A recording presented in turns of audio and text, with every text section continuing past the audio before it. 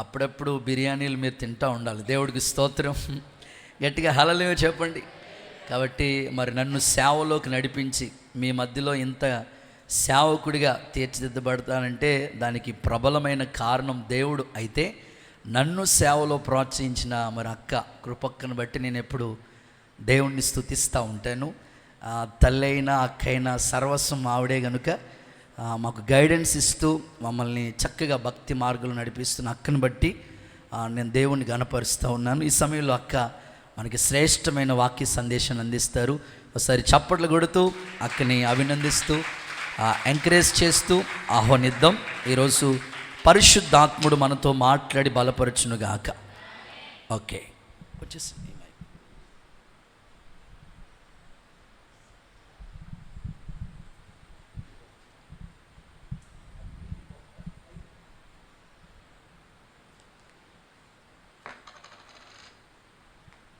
Praise lord. దేవుని యొక్క పరిశుద్ధ నామానికి స్తోత్రాలండి. కూడి చేరిన మీ అందరికీ యేసుక్రీస్తు నామములో అందరికీ వందనాలు. అందరూ బాగున్నారండి? మీ పక్కవారికి కూడా వందనాలు చెప్పుకోండి. బాగున్నారని పలకరించండి, షేక్ హ్యాండ్ ఇవ్వండి. సంతోషంగా దేవునికి ఒకసారి స్తోత్రాలు చెల్లిద్దాం. స్తోత్రం, హల్లెలూయా. ఏంటి అక్క నిలబడ్డారు ఈరోజు? బిర్యానీ ఏమనుకుంటున్నారా? అప్పుడప్పుడు వినాలి, అలాంటి మాటలు వింటేనే మీరు ఇంకా పరిపూర్ణతలోకి వస్తారు. నేను ఎప్పుడు అందరూ ఎదురుగుండా నిలబడాలి, వాక్యం చెప్పాలంటే నాకు అంతగా ఇష్టం ఉండదు. కానీ ఈరోజు మరి నిలబెట్టారు నన్ను, దేవుడే వాడుకును గాక. వాక్యం చదువుకుందాం. కీర్తన గ్రంథం 32వ అధ్యాయం 7వ వచనం చదువుకుందాం. కీర్తన గ్రంథం 32వ అధ్యాయం 7వ వచనం. నా దాగు చోటు నీవే, శ్రమలో నుండి నీవు నన్ను రక్షించదు. చాలండి, కీర్తనకారుడు సెలవిస్తూ ఉన్నాడు, నా దాగు చోటు నీవే. ఏమండి, ఈయన మహారాజు దావీదు. ఆయన దాక్కోవడానికి ఎన్నో స్థలాలు ఉండొచ్చు. సంస్థానం అంతా ఆయన చేతిలో ఉంది, రాజ్యం అంతా కూడా ఆయన చేతిలో ఉంది. కానీ దేవుణ్ణి ఎదురు పెట్టుకుని ఆయన మాట్లాడుతున్నాడు, నా దాగు చోటు నీవే ప్రభువా, నాకు శ్రమ వచ్చినప్పుడు నీలో నేను నిలిచి ఉంటాను ప్రభు అని చెప్పి తను రాస్తూ ఉన్నాడు. చూడండి, మన దగ్గర చాలా విలువైనటువంటి నగలు ఉంటాయి, రత్నాలు ఉంటాయి, ముత్యాలు ఉంటాయి, డాక్యుమెంట్స్ ఉంటాయి, ఇంకా బంగారం ఉంటుంది. ఇవన్నీ కూడా ఎక్కడ ఉంచుతామండి? మనం ఎదురుగుండా పెడతామా? ఏమంటే అందరికీ కనిపెట్టేటట్లుగా షోకేస్లో ఎదురుగుండా పెడతామా? హాల్లో అలా కూడా పెట్టాం, డైనింగ్ టేబుల్ మీద పెట్టాం, ఎక్కడ కూర్చుంటే అక్కడ వదిలిపెట్టాం. కానీ వాటిని చాలా భద్రంగా దాచిపెడతాం. ఎందుకనంటే అవి విలువైన వస్తువులు. అవి మన చేతిలోకి రాకముందు కూడా అవి ఎక్కడున్నాయంటే బంగారం కానీ, వెండి కానీ, ముత్యం కానీ, రత్నం కానీ, ఇవన్నీ భూమిలో గనుల్లో దాచిపడి ఉంటాయి. అవి త్రవ్వి తీసి వాటిని ఒక తయారు చేసిన తర్వాతే అవి బయటకు వస్తాయి. అనగా విలువైన వస్తువు ఏదైనా ఫస్ట్ ఆఫ్ ఆల్ ఎక్కడ ఉంటుందంటే మరుగు చేయబడి ఉంటుంది. స్తోత్రం, దాచబడి ఉంటుంది. ఒక సమయం వచ్చిన తర్వాత అవి అవసరమైనప్పుడే వస్తువులైనా డాక్యుమెంట్స్ అయినా బయటికి తీసుకొస్తాం. మనం వాటి అవసరం వచ్చినప్పుడు బయటికి తీసుకొస్తాం. అలాగనే క్రైస్తవ బిడ్డలు కూడా విలువైన వ్యక్తులు. ఆమెన్. దేవుడు మనల్ని స్వరక్తం ఇచ్చి సంపాదించి ఒక విలువ పెట్టి మనల్ని కొన్నాడంట. అందుకనే ప్రభువారు అంటారు, మీరు విలువ పెట్టి కొనబడిన వారు అని చెప్తూ ఉంటారు. క్రైస్తవ బిడ్డలు ఎవ్వరు కూడా విలువ లేని వ్యక్తులు కాదు. దేవుని వాక్యం చెప్తుంది, నీవు ఒక విలువైన వ్యక్తివి. ఒక సమయం వచ్చినప్పుడు ఎలాగ విలువైన వస్తువులను బయటికి తీసుకొస్తామో అలాగనే క్రైస్తవ బిడ్డలను కూడా దేవుడు బయటికి తీసుకొచ్చి ఆయన కొరకు ఒక సాధనాలుగా నిలబెడతాడు. దేవునికి స్తోత్రం, హల్లెలూయా. దానికి ఎగ్జాంపుల్గా మనం చెప్పుకోవాలంటే, మోషే పుట్టిన వెంటనే ఆ యొక్క ఐగుప్తు దేశంలో ఉన్న ఫరో రాజు అంటాడు, ఎవరైతే మగపిల్లలు పుట్టారో వాళ్ళని తీసుకొచ్చి చంపేయండి అని ఒక ఆజ్ఞ ఇచ్చారు. మంత్రసానులకు పుట్టగానే హెబ్రీ స్త్రీలు కనిన వెంటనే మగపిల్లోడైతే మీరు చంపేయండి అని చెప్పి ఆజ్ఞ ఇచ్చాడు. అయితే ఆ మంత్రసానులు వెళ్ళకుండానే వాళ్ళ పిల్లలు పుట్టేసి ఆ మోషే పుట్టిన తర్వాత వాళ్ళ తల్లి ఆ పిల్లోని చంపకుండా దాచిపెట్టిందంట. స్తోత్రం. ఎన్ని నెలలు దాచిపెట్టిందో తెలుసా? 3 నెలలు ఆమె ఆ మోషే తల్లి ఇంటిలో దాచిపడ్డాడు. ఆమె ఇంకా 3 నెలలు ఆ పిల్లోడు ఏడుపులు బయటికి వింటూ ఉంటే ఆ నోరు నొక్కలేక, ఆ బాధ భరించలేక, దేవా ఈ కుమారుడు పట్ల ఏదో దాచి ఉంటావు, వీడు ఒక విలువైన వ్యక్తి అవుతాడని నేను అనుకుంటున్నాను, వీడిని 3 నెలలు దాచానయ్యా, ఇప్పుడు ఒక జమ్ము పెట్టిలో దాస్తానని చెప్పి ఒక రోజున జమ్ము పెట్టిలో పెట్టి నదిలో వదిలింది. చూడండి, మోషే తల్లి ఇంటిలో 3 నెలలు దాచిపడ్డాడు. తర్వాత జమ్ము పెట్టిలో మరి ఆమె ఉదయం వదిలిందో మధ్యాహ్నం వదిలిందో ఎప్పుడు వదిలిందో తెలియదు, కానీ అక్కడ రాయబడి ఉంది నదిలో వదిలిపెట్టిందని. ఆ తర్వాత ఏం జరుగుతుందని వాళ్ళ అక్క చూస్తూ ఉందంట. ఈ లోపల ఫరో కుమార్తె వచ్చి ఆ యొక్క పిల్లోని చూడగానే వాడిని తీసుకురండి అనగానే నదిపైకి తీసుకురాగానే ఒక బాబు మంచి అందంగా ఉన్నాడు. అప్పుడు వెంటనే వీడిని నా కొరకు పెంచడానికి నేను తీసుకురండి అంటే వెంటనే వాళ్ళకి వచ్చి, ఇదిగో నేను ఒక దాదిని తీసుకొస్తానని చెప్పి వాళ్ళని తల్లిని తీసుకొస్తుంది. ఆ తల్లితో ఫరో కుమార్తె చెప్తుంది, వీడిని నా కొరకు పెంచాను. ఆ తర్వాత ఆమె తీసుకొచ్చి ఫరో కుమార్తెకు అప్పు చెప్తుంది. 40 సంవత్సరాలు ఫరో ఇంట్లో ఉన్నాడంట. స్తోత్రం. ఫరో ఇంట్లో 40 సంవత్సరాలు దాచిపడ్డాడు. ఆ తర్వాత మిద్యాను దేశానికి వెళ్ళి అక్కడ 40 సంవత్సరాలు మామ దగ్గర దాచిపడ్డాడు. చూడండి, మోషే తల్లి ఇంట్లో 3 నెలలు దాచిపడ్డాడు, జమ్ముపేటలో ఒక రోజు అంతా ఉన్నాడు. 40 సంవత్సరాలు ఫరో ఇంటిలో దాచిపడ్డాడు, ఒక 40 సంవత్సరాలు అరణ్యంలో దాచిపడ్డాడు. అలా దాచిపడినటువంటి ఫరో మోషే అప్పుడు ప్రభు వాక్కు అతనికి ప్రత్యక్షమై, నా ప్రజల నిట్టూర్పులు నేను చూశాను, నా ప్రజల కన్నీళ్ళు నేను చూశాను, నా ప్రజలు పడుతున్నటువంటి వెట్టి చాకిరి పనులు నేను చూశాను, వాళ్ళని విడిపించడం కొరకై నిన్ను నేను నాయకుడిగా ఎన్నుకున్నానని చెప్పి ప్రభు మాట్లాడిన తర్వాత మోషే నాయకుడయ్యాడు. స్తోత్రం. అప్పుడే 6 లక్షల కాల్బలాన్ని నడిపించేటటువంటి నాయకత్వం అప్పుడు వచ్చింది ఆయనకి. స్తోత్రం. ఈజీగా రాలేదండి. దాచబడిన అనుభవంలో మోషే వచ్చాడు. 3 నెలలు ఒకరోజు 40 సంవత్సరాలు, ఇంకొక చోట 40 సంవత్సరాలు. మన జీవితంలో కూడా క్రైస్తవ బిడ్డలు కొన్ని స్థలాల్లో దేవుడు దాచిపెడతాడు ఒక్కొక్క విశ్వాసిని. అయితే ఆ స్థలాల్లో మనం దాచి ఉన్నప్పుడే ఒక రోజున బయటకు వచ్చిన తర్వాత, తీసుకొచ్చిన తర్వాత దేవుడు ఒక విలువైన సాక్షిగా, ఒక విలువైన పాత్రగా, దేవుని కొరకు ఒక సాధనంగా ప్రభువు నిన్ను వాడుకొనును గాక. హల్లెలూయా. ఏ స్థలాల్లో క్రైస్తవుడు దాగి ఉండాలి? ఈరోజు మన వాక్య ధ్యానాంశం ఏంటంటే, దాగి ఉండుము, నా దాగు చోటు నీవే వాక్య ధ్యానాంశం. అయితే క్రైస్తవ బిడ్డలు ఏ స్థలాలలో మనం దాగి ఉండాలి, ఎక్కడ మనం దాగి ఉండాలి అనేది నా ప్రశ్న. మొదటి పాయింట్, 1 సమూయేలు గ్రంథం 19వ అధ్యాయం 2వ వచనం చదువుకు. 1 సమూయేలు గ్రంథం 19వ అధ్యాయం 2వ వచనం. తాను సౌలు కుమారుడైన యోనాతాను దావీదు యందు బహు ఇష్టము గలవాడై ఉండి దావీదుతో ఇట్లనెను, నా తండ్రి అయిన సౌలు నేను చంపవలనన్న ప్రయత్నం మీద ఉన్నాడు, కాబట్టి నీవు ఉదయమున జాగ్రత్త పడి రహస్యమైన స్థలమందు దాగి ఉండుము. చాలు. యోనాతాను దావీదుతో చెప్తున్న మాట ఇది. ఇదిగో, నా తండ్రి అయినటువంటి సౌలు నీ మీద పగపట్టి నిన్ను చంపాలనే ప్రయత్నం మీద ఉన్నాడు గనుక నువ్వేం చేస్తావంటే ఒక రహస్య స్థలం చూసుకొని అందులో నువ్వు దాగి ఉండు. సౌలు ఎప్పుడు దావీదు మీద పోరాటానికి ప్రారంభమైన రోజు ఇది. స్తోత్రం. అప్పుడు దావీదుతో చెప్తున్నాడు, నా తండ్రి ఎలాగైనా నేను చంపడానికి ప్రయత్నం చేస్తున్నాడు, నువ్వు ఒక చోట రహస్య స్థలంలో ఎవ్వరూ రాని ప్రదేశాల్లో నువ్వు దాగుని ఉండని చెప్పి దావీదుతో యోనాతాను చెప్తా ఉన్నాడు. దాని ఆత్మీయ అర్థం ఏంటంటే, సౌలు శరీర సంబంధమైన మనిషికి సాదృశ్యంగా ఉంది, దావీదు ఆత్మకి సాదృశ్యంగా ఉంది, ఆత్మానుసారమైన మనసుకి. ఎప్పుడు ఈ శరీరానికి ఆత్మకి ఎప్పుడు పోరాటం జరుగుతూనే ఉంటుంది. అయితే అలాంటి సమయాలలో యోనాతాను చెప్తున్నాడు, నా తండ్రి నేను చంపడానికి ప్రయత్నం చేస్తూ నీతో యుద్ధం చేయడానికి రెడీగా ఉన్నాడు కదా, నువ్వు ఒక రహస్య స్థలంలో దాక్కో. నీ జీవితంలో కూడా ఒక్కొక్కసారి నీ శరీరానికి నీ ఆత్మకి పోరాటం ప్రతిరోజు జరుగుతూ ఉంటుంది. అలాంటి సమయాల్లో నీవెక్కడ దాక్కుని ఉండాలంటే దేవునిలో దాగి ఉండాలి. స్తోత్రం.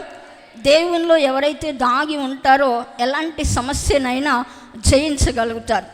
కీర్తన గ్రంథం 31వ అధ్యాయం 20వ వచనం.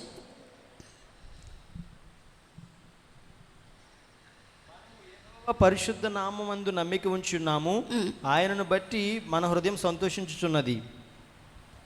కీర్తన గ్రంథం 31:20. మనుషుల కపటోపాయములు వారిని అంటకుండా నీ సన్నిధి చోటున వారిని దాచుచున్నావు. చాలు. మనుషుల యొక్క కపటోపాయాలు, ఆలోచనలు ఏవి వారికి అంటకుండా ఉండాలి అంటే నువ్వు వారిని ఏం చేస్తున్నావంటే వారిని ఆయన సన్నిధిలో దాచుతూ ఉన్నాడంట.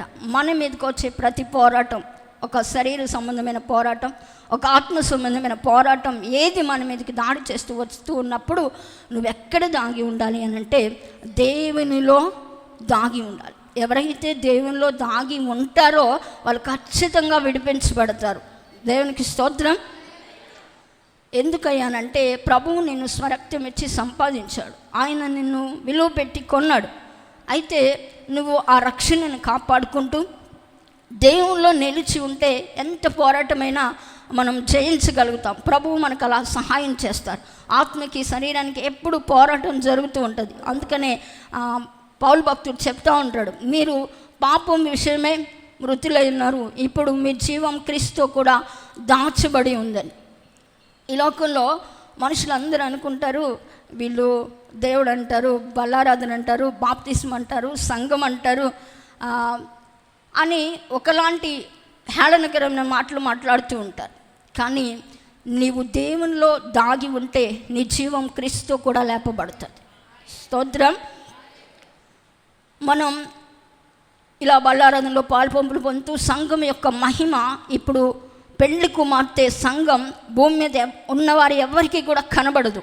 కానీ యేసుక్రీస్తు ప్రత్యక్షమైనప్పుడు సంఘం అప్పుడు దాకా దాగి ఉంటుంది. స్తోత్రం. దేవునిలో సంఘం అలాగ పరిశుద్ధాత్ముడు ఈ సంఘాన్ని కాస్తూ దేవుని రాకడ కొరకు సిద్ధపరుస్తున్నాడు. దీని మహిమ ఎవరికి అర్థం కాదు.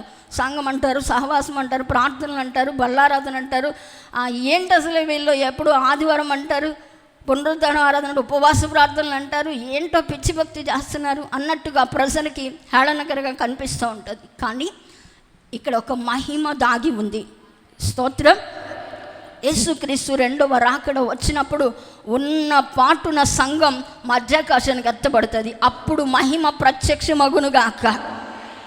అందుకనే కొలస్సీ పత్రికలో రాయబడి ఉంటుంది, 3వ అధ్యాయం 3-4 వచనాలు.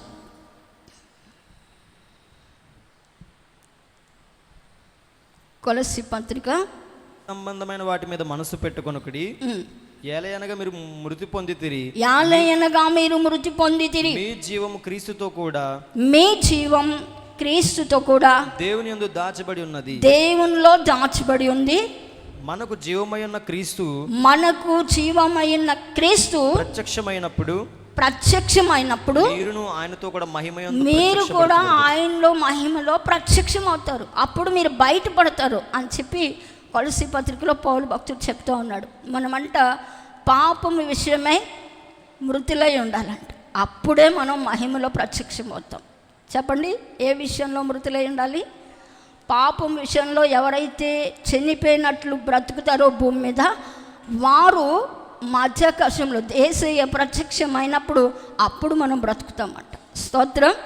అందుకనే బాప్తిసం తీసుకున్నప్పుడు మీరు పాపం విషయమై చనిపోయి తర్వాత యేసుక్రీస్తు మీ జీవం నిమిత్తమే మీరు లేపబడతారని. అందుకనే ఇలా ముంచి ఇలా లేపుతారు, అనగా పాపంలో చనిపోయి క్రీస్తులో లేపబడతారని దాని అర్థం. దేవునికి స్తోత్రం. ఇక మరలా ఒకసారి పాపంలోంచి చచ్చిపోయిన మనం మరలా పాపం జోలికి వెళ్ళకూడదు. అలా నువ్వు వెళుతూ ఇంకా పాపంలోనే జీవిస్తూ ఉంటే దేవుడు ప్రత్యక్షమైనప్పుడు నీ మహిమ ప్రత్యక్షం అవదు, నీ జీవం దాచబడి ఉండదు, నీ జీవం క్రీస్తులో దాచబడి ఉండాలి అని అంటే రక్షణ పొందిన నీవు పవిత్రంగా నీ రక్షణ కాపాడుకుంటూ దేవునిలో దాగి ఉండాలి. చాలామంది రక్షణ పొందిన తర్వాత లోకంలోనే మరలా తిరుగులాడుతూ ఉంటారు. దేవునిలో దాగి ఉండడానికి ఏమాత్రమో ఇష్టపడరు. దేవుని వాక్యం సెలవిస్తుంది, ఇప్పుడు పాపం చేసినంతసేపు బాగానే ఉంటుంది, ఆ తర్వాత నీకు ఒక రోజు వస్తుంది, ఖచ్చితంగా నువ్వు విడవబడతావు, కానీ ప్రభువు మహిమ ఎదుట నువ్వు నిలబడవు, నీ జీవం దాచబడి ఉండదు. ప్రభువు నిన్ను ఎందుకు రక్షించాడో తెలుసా? ఆయన ఎదుట ఆయనకి ఎంత మహిమ ఉందో ఆ మహిమ గల ప్రత్యక్షతలో నిన్ను కూడా అక్కడ నిలవబెట్టాలని నిన్ను రక్షించుకున్నాడు. రక్షణ పొందిన తర్వాత మరలా లోకం, పాపం, సినిమాలు వీటి వెంట నడుస్తూ ఉంటే నీ జీవం ఎక్కడ దాచబడి ఉంటుంది? ఇంకా నువ్వు పాపంలో నుండి మృతులమై ఉన్నామని వాక్యం సెలవిస్తూ ఉంది. మీకు అర్థమయ్యే రీతిలో ఒక మాట చెప్తాను. రాహాబు స్త్రీ ఉంది, వేశ్య ఆమె. కానీ వేగులు వారి ఇద్దరిని చేర్చుకోవడం ద్వారా ఆమె ఒక్క మాట చెప్పింది, ఇదిగో మీ దేవుడు ఎర్ర సముద్రాన్ని పాయలు చేశాడని తెలుసు, మీ కొరకు గొప్ప కార్యాలు చేశాడని తెలుసు, మా ముందున్న దేశాలన్నీ మీరు ఓడించి నిర్మూలన చేసి మా ప్రాంతాన్ని ముట్టడి చేయడానికి వస్తున్నారని కూడా నాకు తెలుసు. దయచేసి నా తల్లిని, నా తండ్రిని, నా ఇంటి వారిని, నా అక్క చెల్లెలు అందరినీ మీరు రక్షించాలి అంటది. ఒకే మాట అంటది, మీరు రక్షించాలి, ఆ యొక్క ఉగ్రతలో నా కుటుంబం దాచబడాలి అందంట. స్తోత్రం. నిజంగానే ఆమెకు కానువాళ్ళు ఇస్తారు, ఒక కిటికీకి ఎర్రని దారం కడతారు. ఆమెకు చెప్తారు ఏమన్నా తెలుసా, మా ప్రజలు మళ్ళీ ఈ దేశానికి మేము వస్తాం, వచ్చినప్పుడు నీకు మాకు ఇదే నిబంధన, ఈ ఎర్రని కిటికీకి దారం ఉంటేనే నీ కుటుంబం దాచబడుతుంది, లేకపోతే అందరూ కిటికీలు ఎలా ఉన్నాయి, నీ కిటికీ అలాగే ఉందనుకో, నీ కుటుంబాన్ని కూడా నిర్మూలన చేస్తారు. కనుక ఈ ప్రమాణంలో ఈ దారాన్ని నువ్వు దాచుకోపోతే, ఇది మంచిగా భద్రం చేయకపోతే నీ కుటుంబం కూడా ఆ యొక్క మా ప్రజలు వచ్చి ఖచ్చితంగా నిర్మూలన చేస్తారని చెప్తే యెహోషువ గ్రంథంలో ఈ మాట రాయబడి ఉంటుంది. తర్వాత మీరు చదువుకోండి. 2వ అధ్యాయం 13వ వచనంలో వాళ్ళు ఒక ఆనవాళ్ళు ఇచ్చి వెళ్తారు. ఆమె 6వ అధ్యాయం 11వ వచనం, 6వ అధ్యాయం 23వ వచనంలో మళ్ళీ వాళ్ళు వచ్చేసరికి ఆ కిటికీకి దారం అలాగే ఉంటుంది. అప్పుడు ఆ దారాన్ని చూసి వెంటనే యెహోషువకు కూడా గుర్తుండి వేగులు వారిని పంపిస్తాడు. మళ్ళా మిమ్మల్ని ఎవరైతే చేర్చుకుని మీకు ఉపకారం చేశారో, ఎవరికైతే మీరు ఆనవాళ్ళు ఇచ్చారో ఆ ఇంటికి వెళ్ళి ఆ ప్రజలను తీసి మనతో తీసుకురండి అంటాడు. నిశ్చయంగా మిగిలిన వాళ్ళందరినీ సమూల నిర్మూలం చేసేసారు. కానీ రాహాబు కుటుంబాన్ని బయటికి తీసుకొచ్చి ఇప్పటి వరకు ఇశ్రాయేలులతో నివాసం ఉందంట ఆమె. స్తోత్రం. ఒక వేశ్యకి అంత భద్రత వస్తే దేవుని బిడ్డలమైన మనము, భక్తి చేస్తున్న మనం ఎంత భద్రంగా దేవుని జీవం, దేవుడు ఇచ్చిన రక్షణను ఆయనలో ఉంటూ ఆయనలో ఎదుగుతూ భద్రంగా కాపాడుకోవాలండి. మనం ఈరోజున ఎలా ఉన్నారంటే ప్రజలు రక్షణ పొందాం, ఏదో భక్తి చేస్తున్నాం, పరలోకం వెళ్ళిపోతాం అన్నట్టున్నారు. కానీ దేవుని వాక్యం అంటుంది నువ్వు అలా ఉండకూడదు. ప్రభువులో సన్నిధిలో దాగి ఉండి ప్రభువు ఇచ్చిన రక్షణ కాపాడుకుంటూ పరిశుద్ధంగా నీ జీవితాన్ని కాపాడుకుంటూ మరలా విడిచిపెట్టిన పాపం వైపు నీ మనసు ఎందుకు వెళ్తూ ఉంది? ఒక రోజున ఒక గ్రద్ద ఒక చెట్టు మీద ఉందంటండి, మంచిగా ఆకలేస్తుందంట. దానికి ఆకలేస్తూ ఉంటే ఆకలేసినప్పుడు ఏది దొరుకుతుందని చూస్తూ ఉంటారు కదండి. వెంటనే అది అలా కిందకి చూసిందంట. ఒక మాగులోంచి ఒక కుళ్ళిపోయిన శవం, కళేబరం వెళ్తూ ఉందంట. వెళ్తూ ఉంటే వెంటనే దాని మీద వాలి చక్కగా జాయింట్ పీస్ తీసుకొని హ్యాపీగా తింటూ ఉందంట. తింటూ ఉంది, ఆకలి తీర్చుకుంటుంది, ఫుల్గా తిన్నది, ఇంకా లేవలేకపోతూ ఉంది. సరేలే లేద్దాంలే, తర్వాత ఏమవుతుంది మనకి, తింటా ఉన్నాను కదా అనుకుంటుంది. ఆ ప్రవాహం అలా వెళ్తూనే ఉంది. ఒక చోట వచ్చేసరికి ఒక జలపాతం ఆ వాగులో కలిసిపోతూ ఉందన్నమాట. భయంకరమైన ప్రవాహం వస్తూ ఉంది. ఈ కళేబరం మీద నుంచుని తింటా ఉందేమో, ఈ లేవడానికి కాళ్ళు, ఆ గోళ్ళు ఆ బాడీలో గుచ్చుకుపోయి లేవలేకపోతూ ఉంది. బాడీ ఏమో బరువెక్కిపోయింది, ఫుల్గా తిన్నదేమో. జలపాతం వస్తూనే ఉంది. అనుకుంటుంది లేద్దాం, ఈ యొక్క జలపాతంలో నేను కొట్టుకుపోకూడదు, ఎలాగైనా లేచి బయటకు వద్దామని అనుకుంటుంది. కానీ ఎంత ప్రయత్నం చేసినా దాని గోళ్ళు బయటికి రావట్లేదండి. చివరికి జరిగింది ఏంటో తెలుసా? ఆ ప్రవాహంలో ఆ గెద్ద, ఆ కళేబరం ఫుల్గా కొట్టుకుపోయి చచ్చిపోయిందంట. దీని అర్థం ఏంటో తెలుసా? పాపం నిన్ను అలాగే ఆకర్షిస్తుంది. చిన్నదే కదా అనుకుందాంలే, చిన్నదే కదా వదులుకుందాంలే అనుకుంటూ ఉంటాం. అనుకుని టైంలో ఈ లోపల ఉగ్రత దినం వస్తుంది, ఖచ్చితంగా మనకి నష్టం మన జీవితాల్లో ఎదురవుతూ ఉంటుంది. అందుకనే ప్రభు వాక్యం సెలవిస్తూ ఉంది, రక్షణ పొందిన నీవు దేవునిలో దాగి ఉండు, రక్షణలో దాగి ఉండు, దేవుని కొరకు ఒక సాక్షిగా నిలవాలి. ప్రభువు మహిమ ప్రత్యక్షమైనప్పుడు ఆయన ఎదుట నువ్వు నిలబడతావు. ఆమేన్, హల్లెలూయా. రెండో పాయింట్ నేర్చుకుందాం. మొదటి పాయింట్ మనం నేర్చుకున్నాం, దేవునిలో నువ్వు దాగి ఉండాలనగా రక్షణను జాగ్రత్తగా కాపాడుకోవాలి. కీర్తన గ్రంథం 27వ అధ్యాయం 5వ వచనం. ఆపత్కాలమున ఆయన తన పర్ణశాలలో నన్ను దాచును. చాలండి. రెండవ అనుభవం, పర్ణశాలలో దాగి ఉండాలి. పర్ణశాల అనుభవం దేనికి సాదృశ్యం అంటే, ఆపత్కాలంలో ఆయన నన్ను పర్ణశాలలో దాగి ఉండాలి అనగా ఒక శ్రమకాలం, ఒక కష్టకాలంలో మనల్ని అంటే దేవుడు పర్ణశాలలో దాచిపెడతాడంట. దావీదుకి ఏం కష్టం వచ్చింది అని అంటే, దావీదు చాలా దేవునికి ఇష్టానుసారుడు, ఎంతో భక్తిపరుడు. కానీ ఆయన చేతిలో ఒక శ్రమ వచ్చింది. ఆయన అంటాడు, గాఢాంధకారపు లోయలో నేను సంచరించినను ఏ అపాయంకు భయపడును, ఆయన నాకు తోడుగా ఉన్నాడు. ఒకవేళ నీ జీవితంలో ప్రతి క్రైస్తవుడికి ఖచ్చితంగా ఒక శ్రమకాలం దేవుడు పెడతాడండి. ఒక గాఢాంధకారపు లోయ ప్రతి బిడ్డకు వస్తుంది. నాకు రాలేదంటే ఇంకా నువ్వు రెడీగానే ఉండాలని అర్థం. స్తోత్రం.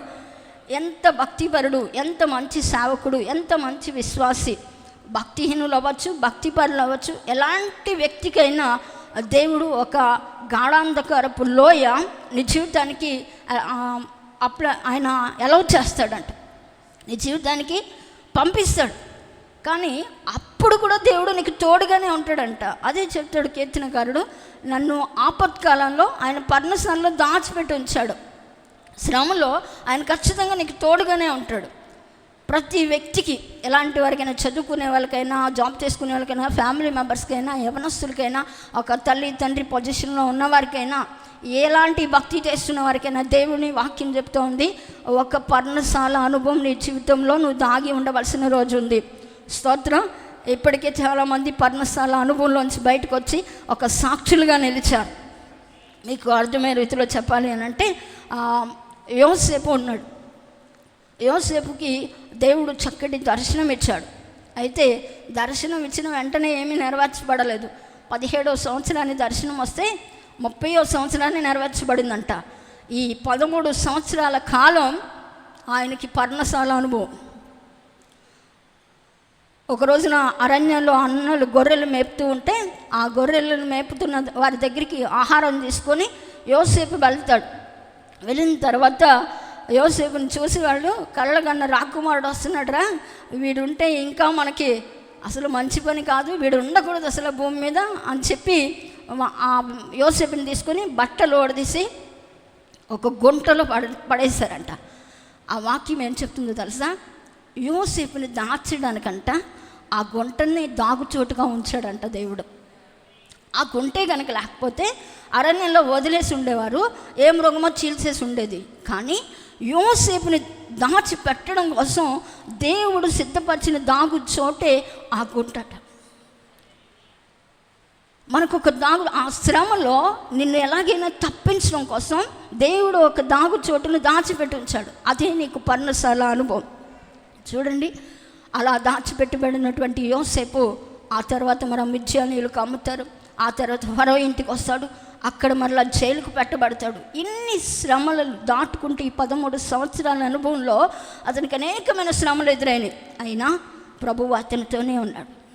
శ్రమలో అతనికి తోడై ఉన్నాడు, విడిపించాడు. ఒకేసారి యోసేపు ఐగుప్తు దేశానికి ప్రధానమంత్రి అవ్వలేదు. నువ్వు ఒక విలువైన వ్యక్తిగా మారాలి అంటే నీ జీవితంలో ఒక శ్రమ జీవితం దేవుడు పెట్టినప్పుడు నువ్వు అనుభవించితే ఖచ్చితంగా ఆ శ్రమలో నుంచి దేవుడు నిన్ను విడిపించి నిన్ను గొప్ప చేస్తాడు. నీ సాక్షి జీవితం పరిమళిస్తుంది. ఒక కోడి తన పిల్లలు శ్రద్ధగా ఆహారం తింటూ ఉన్నాయంట. కోడి పిల్లలు ఎలా ఉంటాయండి? హ్యాపీగా స్వేచ్ఛగా తిరుగుతూ ఉంటాయి. వాటికి ఎవరు వెనకాలండి అలా ఇలా అని పంపించారు కదండి. అలా ఉదయం వదలగానే ఊరంతా తిరిగి సాయంకాలానికి ఇంటికి వస్తాయి, స్వేచ్ఛగా ఉన్నాయి. తల్లి కూడా స్వేచ్ఛగా తిరుగుతూ ఉంది. అయితే సడన్గా ఒక గ్రద్ద పైనుండి తిరుగుతూ ఉందంట. తిరుగుతూ ఉంటే ఈ తల్లి కోడి చూసిందంట. చూసి నా పిల్లలు అక్కడక్కడ తిరుగుతూ ఉన్నారు, ఇప్పుడు గద్ద పాలు అయిపోతాయేమో అని చెప్పి వెంటనే అది రిబున ఎగురుకుంటూ వెళ్ళి ఎక్కడైతే పిల్లలు ఉన్నాయో వాటన్నిటిని గట్టిగా పట్టుకుని రెక్కలతో లాక్కుని వచ్చి ఒక చోట అలా నొక్కిపెట్టి ఉంచిందంట. అలా నొక్కిపెట్టి ఉంచితే పిల్లలు అప్పుడు దాకా స్వేచ్ఛగా తిరిగాయి కదండి. ఈ పిల్లలు అనుకుంటున్నాయంట, మా అమ్మ ఏంటి ఇప్పుడు దాకా మేము ఎంత స్వేచ్ఛగా తిరిగాము, ఇప్పుడు సడన్గా లాక్కొచ్చి ఇవి రెక్కల కింద పెట్టి నొక్కిపెట్టేస్తుంది. వాటికి ఎలా ఉన్నాయంటే ఒక చెరగా అనిపించిందంట ఆ కోడి పిల్లలకి. అదేదో కష్టంగా చెరగా, అప్పుడు దాకా ఫ్రీగా తిరిగాయి కదా, ఎప్పుడైతే తల్లి కోడి రెక్కల కిందకి తీసుకొచ్చేసి నొక్కి పెట్టేస్తూ ఉందో దాని ఉద్దేశం ఏంటంటే గ్రద్ద పాలు నా పిల్లలు కాకూడదు, గ్రద్ద బారి నుండి తప్పించాలి నా పిల్లల్ని అని చెప్పి తల్లి కోడి యొక్క మనస్తత్వం అది. అయితే పిల్లలు ఏమనుకుంటున్నాయంటే తెలుసా, మా అమ్మ ఏంటి ఇప్పుడు దాకా చక్కగా మమ్మల్ని ఆహారం తీసుకొని వచ్చింది, హ్యాపీగా తిరిగి గంతులేసాం, అక్కడిక్కడ తిరిగి వచ్చాము, ఇప్పుడు మాత్రం రెక్కల కింద ఎట్టేసి నొక్కి పెట్టేస్తుంది అని చెప్పి జైల్లో పెట్టినంత ఫీల్ అయిపోయినాయి అంట. అయితే కొంతసేపటికి గర్ది వెళ్ళిపోయిన తర్వాత ఫ్రీగా వదిలిందంట. స్తోత్రం. ఖచ్చితంగా శ్రమ నుంచి దేవుడు నిన్ను తప్పించడం కోసమే కొన్నిసార్లు నిన్ను పర్ణశాల అనుభవంలోనికి నడిపిస్తూ ఉంటాడు. అయినా అందులో కూడా నీకు దారి చూపిస్తాడంట. మంచి మాట ఉంటుంది చూడండి, విలాప వాక్యాల గ్రంథం 3వ అధ్యాయం 2వ వచనం. ఆయన కటిక చీకటిలోనికి దారి తీసి, ఆయన కటిక చీకటిలో దారి తీసి దానిలో నన్ను నడిపించుచున్నాడు. దానిలో నన్ను నడిపించుచున్నాడు. ఏమండి, కటిక చీకటిలో దారి కనిపిస్తుందా? కటిక చీకటి అంట, అసలు ఒక్క లైట్ కూడా లేదు, అసలు దారి కనిపించదు. కటిక చీకటి అంటే మనం సెల్ ఫోన్ లైట్లు వేసుకున్నా కూడా దారి కనిపించదు, అంత చీకటి కమ్మేసిన కటిక చీకటి అంటారు దాన్ని. అయితే అంత కారు మబ్బుగా ఉన్న ప్రాంతంలో కూడా దేవుడు నీకు దారి చూపించి నడిపిస్తాడంట. స్తోత్రం. అది ఎలాంటి శ్రమ అయినా, అది వ్యాధి అవ్వచ్చు, ఒక అప్పుల సమస్య అవ్వచ్చు, చేయకూడని నేరం అవ్వచ్చు, ఒకవేళ తెలిసి తప్పు చేసి ఒక బంధకంలో ఉండిపోవచ్చు. ఏ స్థితిలోనైనా నా దేవుడు నీకు దారి చూపడానికి శక్తి కలిగిన దేవుడు. ఈ లోకంలో మనుషులైనా, ఈ లోక సంబంధంలో ఒక పదవిలో ఉన్నారైనా, ఒకవేళ నీకు అలాంటి స్థలాల్లో నీకు దారి చూపించకపోవచ్చు, కానీ నా ప్రభువు ఎలాంటి వారు తెలుసా? ఖచ్చితంగా అలాంటి కటిక చీకటిలో అంత కఠినమైన సమస్యనైనా, కఠినమైన వ్యాధినైనా నా దేవుడు విడిపించడానికి సమర్థుడు. నీకు దారి చూపిస్తాడంట.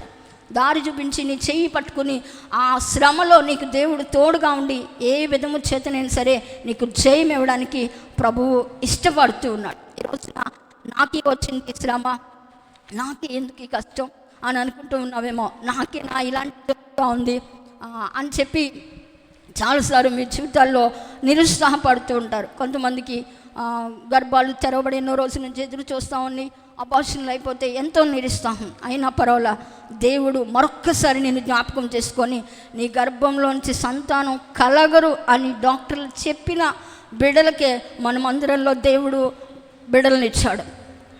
అసలు దారి అవకాశం నీకు ఎట్టి పరిస్థితిలో పుట్టరని చెప్పారంట. ఫైల్ తీసుకెళ్ళి అలా ఇసిరి పడేసి అగ్గిపొల్లేసి అంటించేసిందంట. కానీ దేవుడు జ్ఞాపకం చేసుకొని అద్భుత రీతిగా 2 బిడ్డలని సంతానం దేవుడు ఇచ్చాడు. నీకు ఈ వ్యాధి తగ్గదమ్మా, ఇక్కడే కాదు ఇంకో పాటలో ఇంకొక చోట కూడా నీకు వ్యాధి ఉంది, నీకు ఈ వ్యాధి నుంచి బయటపడదు, ఈ డాక్టర్ కాదు ఇంకెక్కడికి వెళ్ళినా నువ్వు స్వస్థత నొందవు అన్న వాళ్ళని నా దేవుడు కోమాలోంచి బయటకు రప్పించాడు. అసలు కటికి చీకటిలో దారి చూపించడానికి సామర్థ్యం ఇంకెవ్వరికి లేదు, కానీ దేవాది దేవుడు నజరేయుడని యేసయ్య మనం ఆరాధిస్తున్న దేవుడే నీకు దారి చూపించును గాక. ఒకవేళ ఈ స్థలంలో కూర్చొని నేను ఇంత రీతిగా ప్రయత్నం చేస్తున్నాను, ఈ యొక్క సమస్య నుంచి నేను బయటికి రాలేకపోతున్నాను అని అనుకుంటున్నావేమో, ప్రభు చెప్తా ఉన్నాడు, నీకు ఒక పర్ణశాల అనుభవంలో దేవుడు నిన్ను ఉంచాడు, దానిలో నీకు దారి చూపించబోతా ఉన్నాడు. యోసేపుని గుంటలో పెట్టినప్పుడు గుంటలోనే ఉంచలేదు, జైల్లో పెట్టినప్పుడు జైల్లోనే ఉంచలేదు. ఎలాంటి పరిస్థితుల్లో నుంచైనా నా దేవుడు విడిపించడానికి సామర్థ్యం కలిగిన వాడు. అందుకని యోబు కూడా అంటాడు, ఎంతో భక్తిపరుడు, అదృష్టవంతుడు, యథార్థవంతుడు, నమ్మకంగా భక్తి చేసిన వ్యక్తి యోబు ఒక మాట అంటాడు. చూడండి, యోబు గ్రంథం 23వ అధ్యాయం 8-10 వచనాలు చదువుకుంటే, నేను తూర్పు దిశకు వెళ్ళినను ఆయన అచ్చట లేడు, పడమటి దిశకు వెళ్ళినను ఆయన కనబడట లేదు.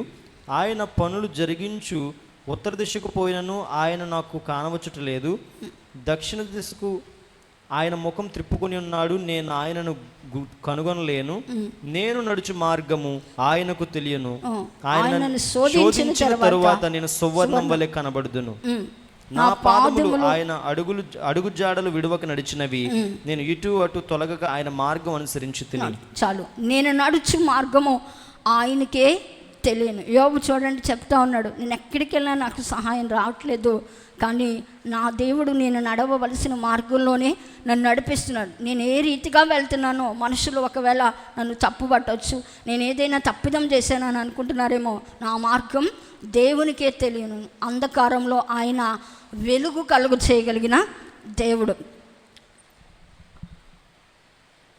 ఒక బలురక్కస్ చెట్లలో వల్లి పద్మను ఒక పుష్పం ఉంటుంది. పరమగీత గ్రంథంలో 2వ అధ్యాయంలో 1వ వచనం ఉంటుంది, మీరు తర్వాత చదువుకోండి. అనగా అరణ్యంలో ఎక్కడ ఏ జన సంచారం ఉండదు, ఎవరైనా వెళ్తే దారంట పోతారు తప్ప అక్కడ ఎవరు నివాసాలు చేయవు. అలాంటి ప్రదేశాల్లో ఒక వల్లి పద్మం అనే ఒక మొక్క ఉంటుంది, దానికి మంచి ఫ్లవర్ వస్తుంది. ఆ చెట్టులో బ్రహ్మదండి తుప్పలలో ఉంటుందంట. అది చెట్టు ఎక్కడ ఉంటుంది? బ్రహ్మదండి తుప్పలు అంటే ఆ చెట్టుకి ఆకులకి చెట్టుకి అన్నిటికీ ముళ్ళు ఉంటాయి. అయితే ఆ చుట్టూరు ఆ చెట్లు ఉంటాయి, మధ్యలో ఈ వల్లి పద్మం అనే మొక్క ఉందంట. ఉంటే దారంటే వెళ్ళిపోయే వాళ్ళు ఎవరికి కూడా ఆ మొక్క కనిపించదు. కనిపించేది ఏంటంటే ఆ ముళ్ళ చెట్లే కనిపిస్తూ ఉంటాయి. అయితే గాలి వీచినప్పుడు ఆ గాలికి ఈ కిందనున్న మొక్క నుంచి వచ్చినటువంటి పుష్పం ఆ గాలికి ఆ ముళ్ళ చెట్లు అటు ఇటు కొడితే ఈ పుష్పంకి ఆ ముళ్ళు గుచ్చుకొని అప్పుడు స్మెల్ వస్తుందంట. అర్థమైందా మీకు? ఒక బ్రహ్మదండి ముండ్ల చెట్ల మధ్యలో ఒక వల్లి పద్మం అనే ఒక పుష్పం ఉంది, ఒక చెట్టు ఉంది, దానికి వల్లి పద్మం పూసింది. దారంటే వెళ్ళే వాళ్ళకి ఎవరికీ కనిపించదు. కనిపించేది ఏంటంటే ముళ్ళ చెట్లే కనిపిస్తాయి. కానీ గాలికి అటు ఇటు కొట్టినప్పుడు ఈ పుష్పానికి ఆ ముళ్ళు గుచ్చుకుని వెంటనే ఎక్కడ లేని స్మెల్ వస్తుందంట.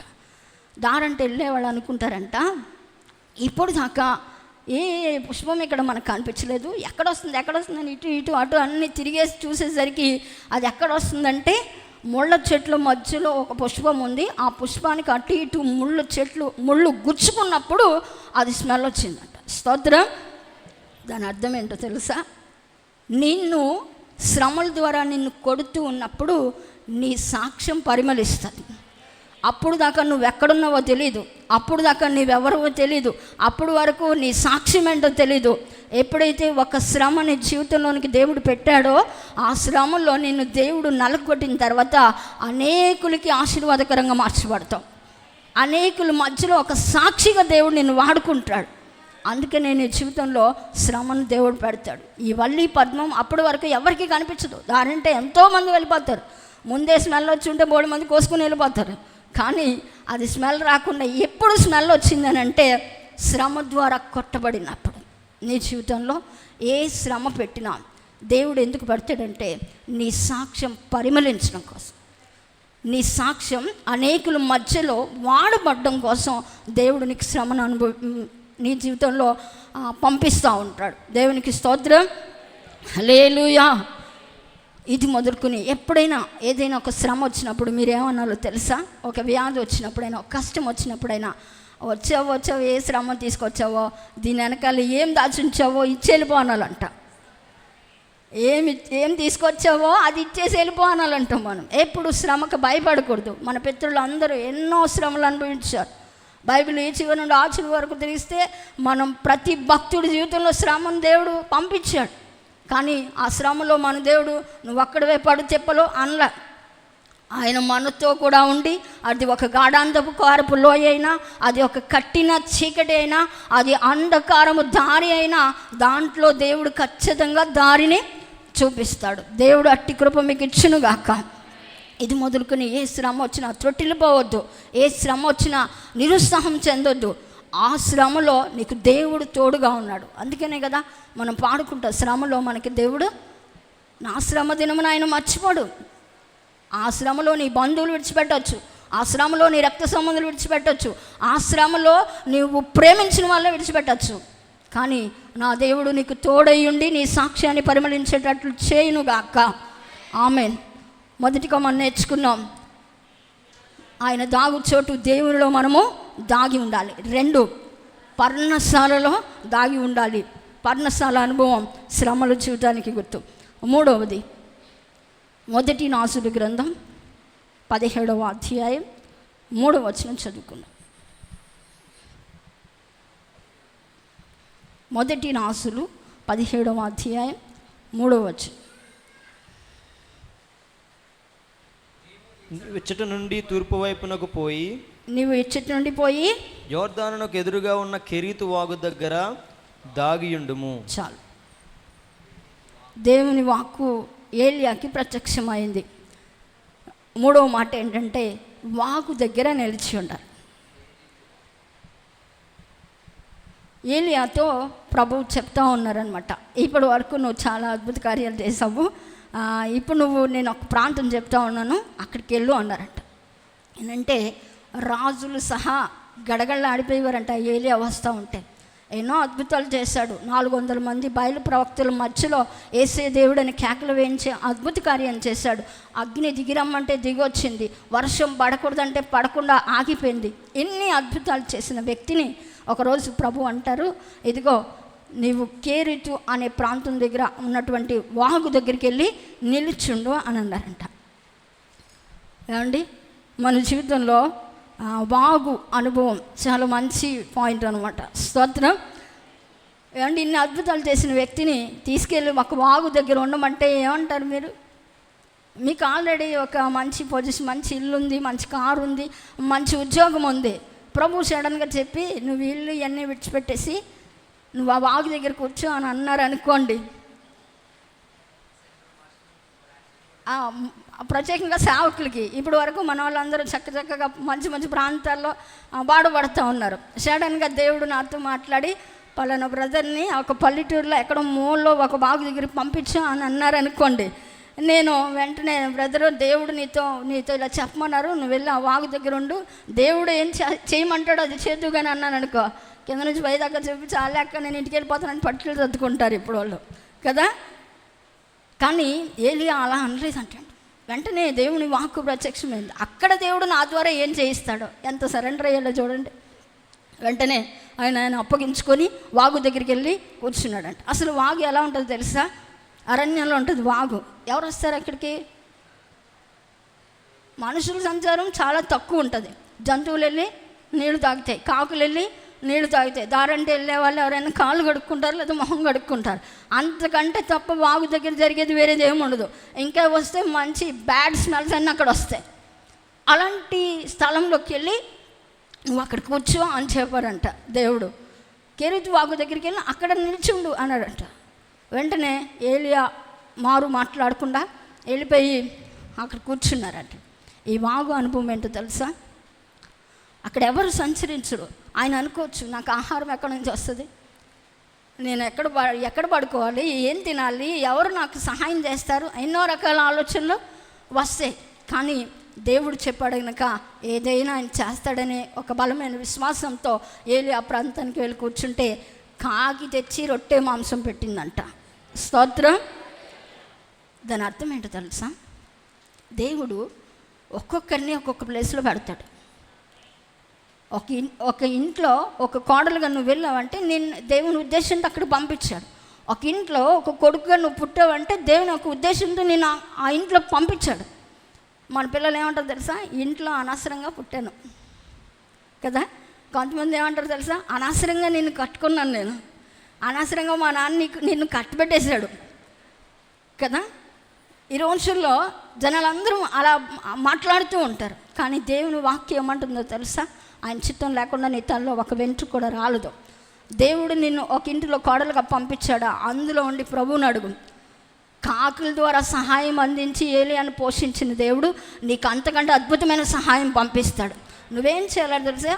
సరెండర్ అవ్వాలంతే దేవుడికి. ప్రభువా, నన్ను ఇంట్లో పెట్టావు కదా, ఏ ఉద్దేశంతో పెట్టావు, అది నెరవేర్చిన ఆయన అని చెప్పి ప్రభువుకి అప్పగించుకుని ఎదురు చూస్తే అద్భుతాలు దేవుడు జరిగిస్తాడు నీ ద్వారా. నేను ఆ ఇంట్లోకి ఎందుకు పంపించాడు అని అంటే, ఆ ఇంటిలో నువ్వు దీవించబడతావు, నీ ఇంటి వారు దీవించబడతారు, నిన్ను బట్టి అనేకులు దీవించబడతారు. ఇక చూడండి, అక్కడి నుంచి తర్వాత సారేపతి ఊరికి వెళ్తాడు దేవుడు, ఏలియా. వెళ్ళిన తర్వాత సారేపతి విధవరాలకి ఏమీ లేదు, ఒక్క పూట భోజనమే ఉంది. కానీ ఆమె 3.5 సంవత్సరాలు పోషించబడ్డది, ఏలియా కూడా పోషించబడ్డాడంట. ఏమండి, ఏలియాకి ఏది లోటు రాలేదు, సారేపతి విధవరాలకు కూడా ఏ లోటు రాలేదు. అలాగే నువ్వున్న ప్రదేశంలోనే, నువ్వున్న ఇంటిలోనే నువ్వు దీవెనకరంగా మార్చబడతావు, నీ తోటి వారికి ఆశీర్వాదకారకురాలు అవుతావు. స్తోత్రం. అది దేవుడు నుండి కోరుకుంటా ఉన్నాడు. ఎప్పుడు ఇది లేదు అది లేదని నన్ను ఎందుకు మాకు ఈ స్థితి ఇచ్చారు, ఇలాంటి కుటుంబం ఇచ్చారు ఏంటని చాలామంది స్త్రీలు బాగా వేదన పొందుతూ ఉంటారు. అసలు దేవుని ఉద్దేశం లేకుండా నువ్వు ఏ స్థలాల్లోనూ ఉండవు, ఏ ఇంటిలో పుట్టరు ఎవరు కూడా. అది దేవుడు ఒక ఉద్దేశంతోనే ఆ ఇంట్లో పుట్టిస్తాడు. వాళ్ళకి చూడు, బంగ్లా ఉంది, వాళ్ళకి కార్ల మీద తిరుగుతున్నారు, వాళ్ళకి బైక్ ఉంది, నాకేమి లేదు, లేదా వాళ్ళ నాన్న ఉద్యోగం, మా నాన్న ఏం తీసుకురారు, ఇలా నువ్వు ఎప్పుడు అనుకోద్దు. నీకున్న దాంట్లోనే సంతోషిస్తూ దేవుని స్తుతించు. ప్రభువా, నేను దీవించబడాలి, ఇంట్లో నన్ను పుట్టించావు కదా, ఇంట్లో నన్ను కోడలుగా పంపించావు కదా, ఇంట్లో నన్ను కొడుకుగా పెట్టావు కదా, నా ద్వారా ఏం చేయాలని ఇంట్లో పుట్టావు అని చెప్పి ప్రభువును గనక నువ్వు చేతులు ఎత్తగలిగితే దేవుడు అద్భుతమైన కార్యం జరిగిస్తాడు. సేవకులు కూడా నేను అదే చెప్తాను, దేవుడు ఒకరి ఊరికి కానీ ఒకరింటికి కానీ దేవుడు మనల్ని పంపించాడంటే ఏదో ఒక కార్యం ఖచ్చితంగా ఉంటుంది. ఆ కార్యం జరగడానికి నేను పంపిస్తాడు దేవుడు. ఎవరితో నేను మాట్లాడాను కూడా, అందుకే నేను నిదానించి మాట్లాడుతూ ఉంటాం. ఎవరైనా ఇంటికి వెళ్ళాలి, కొత్త ఇంటికంటే చాలా ప్రార్థన చేసి వెళ్తాం మేము. ఎందుకంటే ప్రభు వెళ్ళనా వద్దా, వెళ్ళడం వల్ల నీవు ఏదైనా చేయాలనుకుంటున్నావా అంటే, ప్రభు నువ్వు వెళ్ళడం మంచిది అన్నప్పుడే అడుగు తీసి ముందుకు వెళ్తాం. స్తోత్రం. ఖచ్చితంగా మన ద్వారా పని జరిగిస్తాడు. మీకు చెప్పాలంటే ఎగ్జాంపుల్ మన పరిచర్య. దేవునికి స్తోత్రం. రెడీ చదివితే పైకి స్తోత్రాలు చెప్పండి. మేము అమలాపురం రావడం నాకు అస్సలు ఇష్టం లేదు. ఎందుకంటే మా బంధువులు, మా శత్రువులు కూడా ఇక్కడే ఉన్నారు. మా బంధువులు నేను సేవలో ఉండకూడదు, అమలాపురం రాకూడదు అనే శత్రువులు కూడా ఇక్కడే ఉన్నారు. అప్పుడు నేను అన్నాను ప్రభుత్వం, అయ్యా నీకు సేవ చేయాలని ఉంది కదా, నా ద్వారా ఎక్కడైనా నేను సేవ చేస్తాను, ఏ చిత్తూరు వెళ్ళిపోతాను, అయ్యి రమ్మంటున్నాడు కదా అని చెప్పి నేను ప్రభువుని అడిగాను. అడిగితే 2-3 సార్లు ప్రార్థన చేసి ఇంకా ఆల్రెడీ మేము సిద్ధపడిపోయాము. అప్పుడు ప్రభువుని అడిగితే ప్రభు అన్నారు, నువ్వు అమలాపురం వదిలి ఎక్కడికి వెళ్తావు అన్నారు. అంటే నేను అన్నాను, ప్రభు నువ్వు నాతో వస్తే నేను అమలాపురం వెళ్తాను. అయితే అమలాపురం వదిలి వెళ్ళొద్దు అంటున్నావు కదా అని అమలాపురం వచ్చాము. వచ్చిన ఇల్లు దొరకలేదు, 20 రోజులు అలాగే చిన్నింట్లో, వాష్రూమ్ లేని ఇంట్లో ఉండి, ఆ తర్వాత ఇల్లు అద్దె చేసుకొని వచ్చిన తర్వాత 1 సంవత్సరం 9 నెలలు అలా గడిచిందండి. ఎవరు పరిచయం అవట్లా, అద్దెలు కట్టుకోవడం చాలా ఇబ్బంది అవుతూ ఉంది. అప్పుడు ప్రభువుని అడుగుతున్నాను, ప్రభు అమలాపురం రమ్మన్నావు, సరే వచ్చాం, మరి ఇక్కడ ఒక్కరు కూడా పరిచయం అవ్వట్లేదు, ఏ సేవ జరగట్లేదు. ఎవరైనా అన్నోళ్ళు పరిచయమైన వాళ్ళు వాళ్ళ సంఘాలకు పిలిస్తే అక్కడికి వెళ్ళి సాక్ష్యం చెప్పి వాక్యాలు చెప్పి వస్తూ ఉండేవాళ్ళం. వాళ్ళు ఏదైనా కానుకిస్తే దాచిపెట్టి అద్దెలు కట్టేవాళ్ళం. తినడానికి ఇబ్బంది, చిన్న అమూల్య పాలు పౌడర్ తెచ్చుకుని 5 రూపాయల ప్యాకెట్ ఎవరైనా వస్తే టీ పెట్టించేవాళ్ళం. అంత దీన పరిస్థితి. నేను అనేదాన్ని, ఎందుకయ్యా ఉద్యోగం మానిపించి తీసుకొచ్చావు, ఏంటి ఇదే నా సేవ, ఎందుకు పిలిచావు, ఒకవేళ నువ్వు ఇక్కడ మన సిటీ కావాలని నేను నా మనసు అనమాట, అమలాపురం కావాలని వచ్చానని అనుకుంటారు జనాలు. ఎందుకయ్యా నువ్వు చెప్పయ్యా, పల్లెటూరు అయినా వెళ్ళి నేను సేవ చేస్తాను, వెళ్ళిపోతానయ్యా, నేను కట్టలేకపోతున్నాను అని ఒకరోజు ఉపవాసం ఉండి ఏడుస్తూ ఉన్నాను దేవుడి దగ్గర. చెప్పండి స్తోత్రం. అంతే కదా, ఏ పని జరగల, 9 నెలలు అయిపోయింది. మీకేమనిపిస్తుంది? నా ఉద్రేకంతో నేను ఈ ఊరికి వచ్చానేమో, లేకపోతే నా సొంత ఆలోచనతో నేను ఈ ఊరికి వచ్చానేమో అని చెప్పి మనసు అంతా వేదన పొందుతుంది. ఇంకా దేవుని దగ్గర ఏడుస్తూ ఉంటే అప్పుడు ప్రభువు మాట్లాడుతూ ఉన్నారనమాట. నేను వెళ్ళిపోతాను ప్రభువా, ఇల్లు ఖాళీ చేసేస్తాను, నేను ఓనర్ గారికి చెప్పేస్తాను. ఎక్కడైనా పల్లెటూరుకి వెళ్ళామనుకో, ఎవరో ఒకరు అరుగిస్తారు, ఎవరో ఒకరు చిన్న గుడిసెని ఎత్తారు, అరుగు మీద ఆరాధన ఎట్టుకుని వచ్చేయచ్చు. లేదంటే పల్లెటూరులో చక్కగా స్థలాలు ఇస్తారు. చూడండి కిరణానికి అప్పుడు స్థలం వచ్చేసింది. స్తోత్రం. అంతే కదా. పల్లెటూరులో ఎవరైనా స్థలం ఉందండి పాకేసుకోండి అంటారు. మరి సిటీలో అసలు స్థలం ఇచ్చేవాళ్ళు ఎవరు ఉంటారండి? నేను ఇన్ని లక్షలు పెట్టి ఎక్కడ స్థలాలు కొంటాను, అసలు మందిరం ఎప్పుడు కడతాను, సంఘం ఎప్పుడు కడతాము, వద్దు ప్రభు నేను ఈ ఊరే వదిలేసి నువ్వు ఒక్క మాట చెప్పు అని చెప్పి ప్రభుని అడుగుతుంటే ప్రభు అన్న మాట ఏంటో తెలుసా? అద్దె నువ్వు కడతానువా? ఇక్కడే ఉండు, నేను కట్టిస్తాను. ఇక్కడే ఉంటూ ఇక్కడే సంఘం కడతావు, ఇక్కడే మందిరం కడతావు. స్తోత్రం. అదే మాట ప్రభు దగ్గర తీసుకొని, అద్దెలు కట్టలేని పరిస్థితి, తినడానికి లేని పరిస్థితి, ఎక్కడికైనా వెళ్ళడానికి లేని పరిస్థితి, నడిచి వెళ్ళిన రోజులు మాకు బాగా గుర్తు.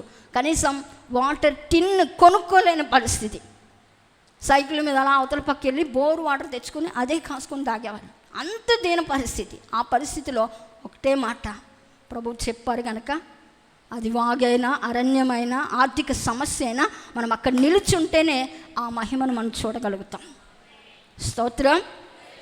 అలాంటి పరిస్థితుల్లో చిన్నగా దేవుడు ఎప్పుడైతే చెప్పాడో, ప్రభా నిజమే నేను కట్టలేదు నాయన, ఇంతవరకు నువ్వు ఎవరి చేతైనా కానుకిప్పిస్తేనే నేను కట్టాను. నేను నా ఇంటి దగ్గర నుంచి ఈ రోజు వరకు మంచి మనస్సాక్షితో చెప్పగలను, నా ఇంటి దగ్గర నుంచి ఎప్పుడు నేను ఏది తెచ్చుకోలేదు, అంతా నా దేవుడు ఇచ్చింది.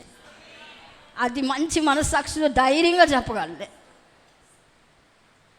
అప్పుడు ప్రభుత్వం అలా నేను ఒప్పందం చేసుకున్నాను, నువ్వు ఇస్తేనే కట్టాను నాయన, నువ్వు కడుతున్నాను. నా బాధ ఏంటంటే రోజులు గడుస్తూ ఉన్నాయి, అద్దెలు కట్టలేకపోతే అప్పులు చేస్తామేమో, ఎందుకు వీళ్ళందరి చేత అనిపించుకోవాలి, అమలాపురం వెళ్ళారు అప్పులు బాగాలేయారు అంటారు, సేవ ఏంటయ్యా, నీకు అవమానం రాకూడదయ్యా, అది నా బాధ. సేవ లేకపోయినా పర్లేదు కానీ దేవుని నామం అవమానపరచబడకూడదు. అలా ప్రార్థన చేస్తే ప్రభు ఇచ్చిన మాటను బట్టి అక్కడే ఉన్నాం. ఏ ఇల్లు అయితే ఖాళీ చేయాలనుకున్నామో అదే ఇంట్లో 3.5 సంవత్సరాలు ఉన్నాం. ఒక్కరు కూడా లేనటువంటి పరిస్థితిలో 30 మందిని ఇచ్చాడు. స్తోత్రం. అప్పటి నుంచి మళ్ళీ బుజ్జక్కల ఇంటికి వచ్చింది, బుజ్జక్కల నుంచి ఇక్కడికి వచ్చింది, అక్కడి నుంచి ఇక్కడికి వచ్చింది మందు. స్తోత్రం. అన్ని కార్యాలు ఒక్కటే, దేవుడు ఉండమన్న చోట ఉండాలి. మరి నువ్వు ఎందుకు బాధపడిపోతున్నావు, నువ్వు ఇంట్లో ఎందుకు పుట్టానని, లేకపోతే అనవసరంగా ఈ ఇంటిలో కోడలుగా వచ్చానని, లేకపోతే అనవసరంగా ఈ సంబంధం చేసుకున్నాను నేను కదా. కొన్నిసార్లు అనవసరంగా కొంతమంది అనుకుంటారు, ఈ యొక్క డిపార్ట్మెంట్లోకి అనవసరంగా వచ్చాను అని అనుకుంటారు. కొంతమంది ఈ ఉద్యోగంలో అనవసరంగా ఉన్నాను. లేదు, దేవుడు నీకు ఏదో ఒక ఉద్దేశంతో ఆ స్థలంలో పెట్టాడు. అది నువ్వు ప్రభువుని అడుగు. ప్రభువా, వాగు దగ్గర ఉన్నటువంటి ఏలియాకి అవసరాలు తీర్చావు కదా, ఈ చిన్న స్థితిలో నేనున్నాను, నా అవసరతలో నువ్వు తీర్చు ప్రభు అని ప్రభు అడిగితే, కేరుతు వాగు దగ్గర ఏం జరుగుతుందో తెలుసా? నీ అక్కర్లన్నీ తీర్చబడతాయి, నువ్వు దీవించబడతావు, నీ ద్వారా అనేకులు దీవించబడతారు. హల్లెలూయా. భూమిని ఆకాశాన్ని కలుగు చేసిన దేవుని మాట ఎప్పుడూ నిరర్థకం కానేరదండి. ఆయన ఎంత గొప్ప దేవుడండి. మాట ఇచ్చి ఎవరిని ఎప్పుడు ఎక్కడా విడిచిపెట్టలే. నిన్నెందుకు విడిచిపెడతాడు? నువ్వు చేయవలసింది ఒకటే, ప్రభువా నన్ను నీ ఇంట్లో పెట్టావు. నువ్వు ఎప్పుడు అలాగ అడగవు, మీ నాన్న పెట్టాడు లేకపోతే నువ్వే వెళ్ళినట్టుగా ఫీల్ అయిపోతూ ఉంటావు. కానీ నువ్వు అడగాల్సింది ఏంటో తెలుసా? దేవా, నువ్వు నన్ను నీ ఇంట్లో ఎందుకు పుట్టించావు, ఈ ఇంట్లో నన్ను ఎందుకు ఎట్టావు, లేకపోతే ఈ ఊర్లో నన్ను ఎందుకు పంపించావు, ఈ ఉద్యోగంలో నన్ను ఎందుకు ఉంచావు, ఏదో ఒక పని నా ద్వారా జరిగించు. స్తోత్రం. హల్లెలూయా. ఫిలిప్పీ పత్రిక 4వ అధ్యాయం 19వ వచనం, ఎఫెసీ పత్రిక 3వ అధ్యాయం 20వ వచనం. క్రీస్తు యేసు మహిమైశ్వర్యం తరగనిది, ఆయన నీ అక్కర్లన్నీ తెలుస్తాడంట. ఆయన దగ్గర ఇది ఉంది ఇది లేదు అనడానికి ఏం లేదు, సమస్తం ఆయన సృష్టించింది. ఆయన ఐశ్వర్యం తరగనిది, మన కోసం ఆయన దరిద్రుడైపోయి నీ అవసరాలన్నీ తీర్చడం కోసం. ఆయన దగ్గర ఏం కొద్ది ఉందని నువ్వు అడగాలి తప్ప ఏదైనా దేవుడు తీర్చుతాడు. మీకు ఇంకా చెప్పాలంటే చాలా కేరుతు వాగు అనుభవం చాలా గొప్పదండి. ఈ సేవ పరిచర్యలో అమలాపురంలో అలా పరిచర్య జరుగుతూ ఉంది. ప్రభు నాతో ఒక ఊరి పేరు చెప్పాడు, నువ్వు అక్కడికి వెళ్ళు అని.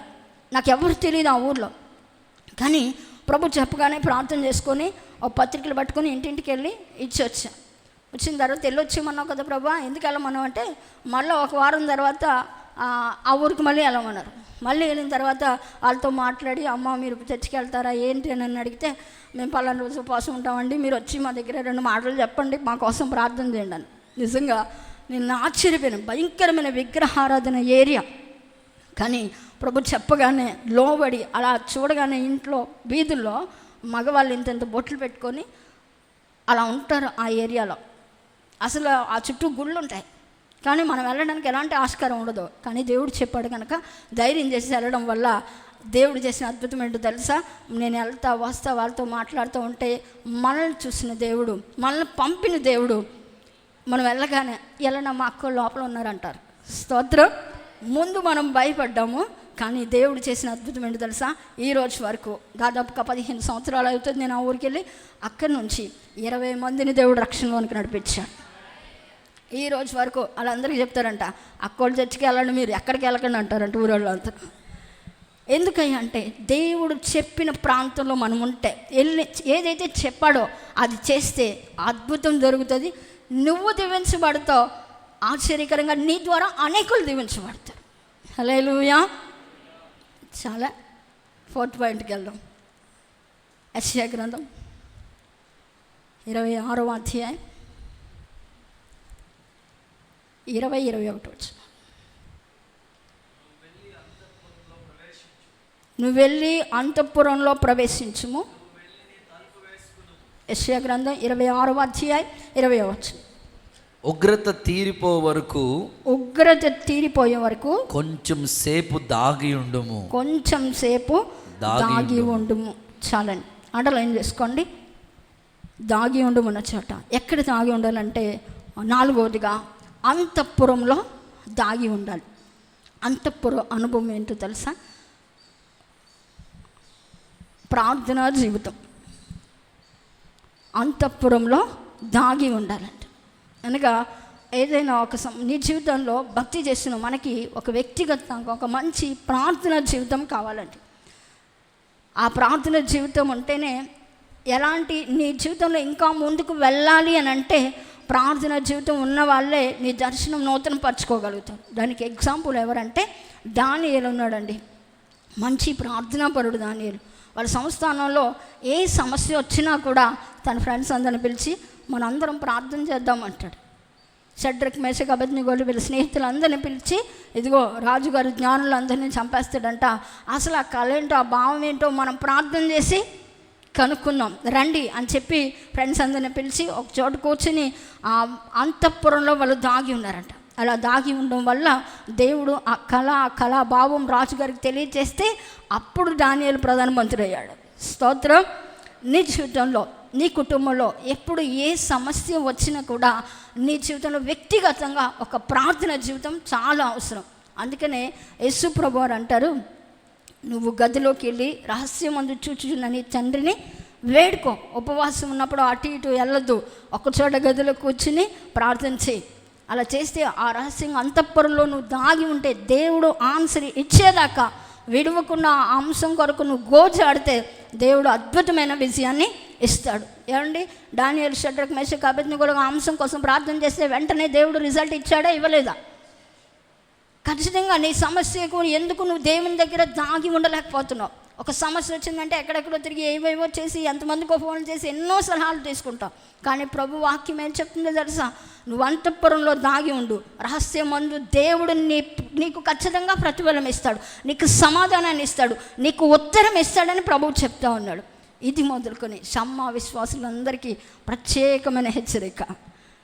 స్తోత్రం. ఎందుకు ఈ సంవత్సరం ఉపవాస ప్రార్థనలు ఏర్పాటు చేసామో తెలుసా? మీ అందరూ ఉజ్జీవింపబడటం కోసమే. మేమనుకోండి 15-18 సంవత్సరాల నుంచి నా విశ్వాస జీవితం 21 సంవత్సరం. 21 సంవత్సరాల్లో సంవత్సరానికి ఖచ్చితంగా 40 రోజులైనా 21 రోజులైనా 10 రోజులు ఫుల్ డేస్ అయినా ఖచ్చితంగా ఉపవాసం ఉండి తిరిగిన 20 సంవత్సరాల్లో నేనేమైనా సిక్ అయిపోయానా చెప్పండి?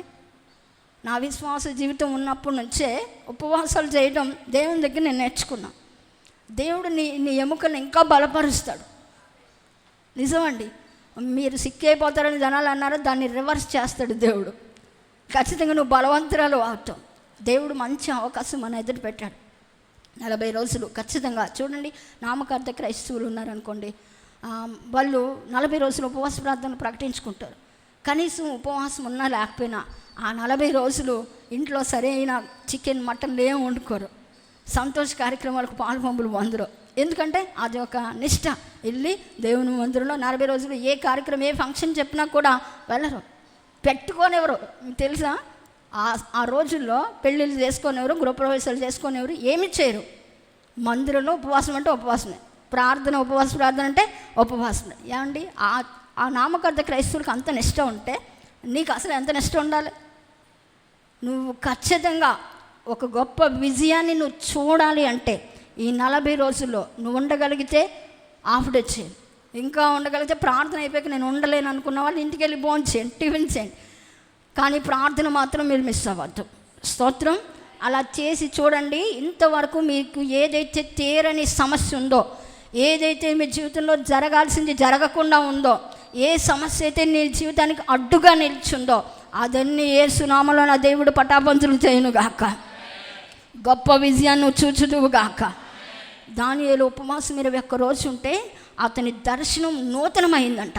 ఇప్పటి వరకు మంచిగా దీవించబడ్డావు, ఇప్పటి వరకు ఒక నూతన మంచి ఆశీర్వాదాలతో ఉన్నావేమో, నా దేవుడు చెప్తున్నాడు నీ ఆశీర్వాదం ఇంకా నూతనపరచబడతాడు. ఇంత మట్టికి చాలు అన్న వాళ్ళు స్తోత్రం చెప్పండి.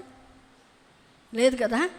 మీ జీవితం ఒకవేళ ఇంతవరకు నువ్వు దీవించబడి ఉండొచ్చు, ఇంతవరకు ఆత్మీయంగా బలపరచబడి ఉండొచ్చు, ఆర్థికంగా కూడా బలపడి ఉండొచ్చు, కానీ నా దేవుడు ఎంతటి మట్టితో నువ్వు ఆగకూడదు. ప్రభువు చెప్తా ఉన్నాడు, నీ దర్శనం నూతనపరచబడాలి, నీ ఆత్మీయ జీవితం వృద్ధి చెందాలి, నీ బ్రతుకు మధ్యాహ్నకాల తేజస్సు కంటే అధికంగా ప్రకాశించాలంటే ఉపవాస ప్రార్థన ఖచ్చితంగా అవసరము. స్తోత్రం. ఇది మొదలుకొని మీరు ప్రతిష్ఠ చేసుకోండి. అసలు ఏమి అవరు మీకు గ్యారంటీ నేను. స్తోత్రం. లేదక్క నాకు ఎప్పటి నుంచో 40 రోజులు ఉండాలని ఉంది, ఈ సంవత్సరం నేను మీతో కూడా ఉంటాను అన్నవాళ్ళు రెడీగా రావచ్చు, మీకు అన్ని ఏర్పాట్లు నేను చేస్తాను. ఎందుకు తెలుసా? అది రహస్య జీవితం, దేవునితో గడపడం అండి. ఏమండి, ఫోన్లతో ఎంతోమంది గడుపుతాం, ఫంక్షన్లో ఎంతోమంది గడుపుతాం. అసలు ఎప్పుడైనా ఆలోచించావా? నేను స్వరక్తం ఇచ్చి సంపాదించి నిన్ను పోషించి నిన్ను నడిపిస్తున్న దేవుని దగ్గర 40 రోజులు కూర్చోలేవా? దేవుడు అడుగుతాడు నిన్ను కూడా. నేను నిన్ను ఇచ్చాను, 1 గంట కూడా 2 గంటలు నాతో గడపడానికి ఏమాత్రం ఇష్టపట్లేదు. దేవుడు ఖచ్చితంగా అడుగుతాడు. నాకు గత సంవత్సరం అలాంటి ప్రశ్నలు నా హృదయాన్ని మండించింది. నీకెవ్వరు బిడ్డలు లేనప్పుడు, ఎవరు సంఘం లేనప్పుడు ఎక్కడ కూర్చుందని తెలుసా? నేను అసలు ఎవరు మేడ దిగి కిందకు వచ్చేదాన్ని కాదు, సెల్ ఫోన్కి స్టాపు. అన్న కూడా ఒకరోజు వస్తే నన్ను చూడడానికి మీరు రావద్దు, నేను బాగుంటాను అన్నాను. రావులపాలెంలో ఫస్ట్ టైం చేసినప్పుడు అసలు అప్పటికి విశ్వాసులు కూడా తక్కువ, 5-6 వస్తున్నారేమో. 2010లో రోడ్డు ముఖం చూడలేదండి, నమ్ముతారా? అప్పుడే ఇచ్చాడు దేవుడు ప్రత్యక్షత. రహస్యమందు దేవుడు నీకు మొరపెడితే నీ దర్శనం ఎప్పుడు నూతనం అవుతుందో తెలుసా? అన్నీ పక్కన పెట్టు. ఒక్క పూట సెల్ ఫోన్ పక్కన పెట్టలేమండి, ఒక్క పూట పనులు పక్కన పెట్టలేమా? అందుకని మీకోసమని ఈవినింగ్ టైం పెట్టాం. 3:30 గంటలు, 6 to 9:30 దేవుని దగ్గర అలా కూర్చోండి. మేము చూడకపోవచ్చు మీరు ఎందుకు ఉపవాసం చేస్తున్నారో, మీరు ఏ ప్రార్థన చేస్తున్నారో మాకు తెలియకపోవచ్చు, కానీ రహస్యం అందున్న చూచుచున్న దేవుడు నీకు ఉద్యోగం లేకపోతే దేవుడు ఉద్యోగం ఇస్తాడు. నువ్వు నమ్ము, 40 రోజులు మందిరాన్ని వెంబడించు, ఉపవాస దీక్షలో పాలు పంపులు పొందు, అద్భుతమైన మేలు నువ్వు చూస్తావు. ఎన్నో సంవత్సరాల నుంచి నువ్వు ఎదురు చూస్తున్నావు, ఈ కార్యంలో నువ్వు పాలు పంపులు పొందితే అద్భుతమైన విజయాన్ని నువ్వు చూడబోతూ ఉన్నావు. ఉపవాస ప్రార్థన చాలా శక్తి కలిగిందండి. అలాంటప్పుడే నువ్వు ఎప్పుడు వినలేని మాటలు దేవుని దగ్గర నుంచి వింటావు. నాకు అసలు నేను సేవకు వచ్చి 7 సంవత్సరాలు అవుతుంది. అప్పటికి ప్రభు ఏ మాట స్థలం కోసం చెప్పట్లే, దర్శనాలు మాత్రం ఉన్నాయి, మందిరం కట్టుతున్నట్టు, పనులు చేస్తున్నట్టు, స్థలం కొన్నట్టు. కానీ దేవుడు ఎక్కడ ఇస్తాడో, అసలు ఎప్పుడు ఇస్తాడో అర్థం కావట్లే. ప్రభువుని అడుగుతున్నాను 40 రోజుల్లో. రెండోసారి 2014లో ప్రార్థన చేస్తూ ఉంటే ప్రభువుని అడిగాను, ఏంటయ్యా అందరికీ స్థలాలు ఈజీగా ఇచ్చేస్తావు, 7 సంవత్సరాలు అయింది నేను ఊరికి వచ్చి అని ప్రభువుని అడుగుతుంటే ప్రభు ఏమన్నా తెలుసా? దర్శనం నూతనం అవటం. ఎప్పుడు నాకేమి ఇవ్వాలో తెలీదా? నేను ఇస్తాను. నువ్వు ఇక్కడికి రాకముందే ఆ దర్శనం నాకు తెలీదు, ఇక్కడికి రాకముందే నీ కొరకు నేను స్థలాన్ని కేటాయించాను. ఆ మాట నాకు 7 సంవత్సరాలు అయింది కానీ నాకు తెలియలేదు. ఉపవాసాల్లో దేవుని దగ్గర కూర్చున్నప్పుడు ప్రభు చెప్పారు. స్తోత్రం. నీ జీవితంలో కూడా అంతే. ఇంతవరకు నీకు తెలియలేని విషయం ఏదైనా దేవుడు దాచిపెట్టుంటే ఈ ఉపవాస ప్రార్థనలో నువ్వు పాలు పంపులు పొందు, దేవుని ప్రత్యక్షత నేను కలుగునుగా అక్క. హల్లెలూయా. దానియేలుకి శత్రువు ఎదురొచ్చాడంట కదండి. సంస్థానంలో అతనికి సమస్య కలిగింది, సింహాల బోన్లో వేసేస్తారు. అయినా సరే సింహాన్ని చూసి భయపడలేదంట, ఎందుకంటే దానియేలు ఉపవాస ప్రార్థనలో కూర్చున్నాడు. మనకి శత్రువులు ఎదురైనప్పుడు నువ్వు ఆధైర్యం చెందుతున్నావంటే నీకు అంతఃపురంలో రహస్య భక్తి జీవితం లేదని. ఎవరికైతే ప్రార్థన అనుభవం, ఉపవాస ప్రార్థన, దీక్ష అనుభవాలు ఉంటాయో వాళ్ళు శత్రువును చూసి భయపడ్డు, అధైర్యపడ్డు, జీవితం కోసం అసలు వేదన పడ్డరు.